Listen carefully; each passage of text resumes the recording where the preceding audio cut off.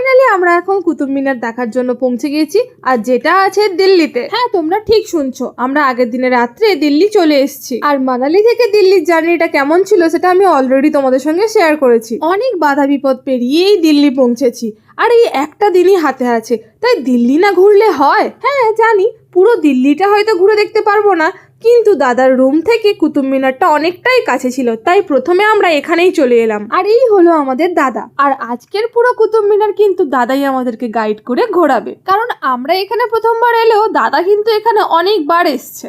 আজকের শুধু যে দাদা আমাদের কুতুব মিনার গাইডার তা কিন্তু না, আজকের জন্য দাদা আমাদের ভিডিওগ্রাফারও হয়ে গিয়েছে। এখানেও আমরা অনেক রিল বানিয়েছি, যেটা অলরেডি পোস্ট হয়ে গিয়েছে। এখানে ঘুরতে ঘুরতে দাদার কাছ থেকে আমরা অনেক স্টোরি জানতে পেরেছি, যেটা অন্য কোনো এক ভিডিওতে তোমাদের সঙ্গে শেয়ার করব। এখন আমরা এখান থেকে বেরিয়ে পড়েছি, কারণ এতটাই গরম আর রোদ্দুর যে এখানে আর থাকা যাচ্ছে না।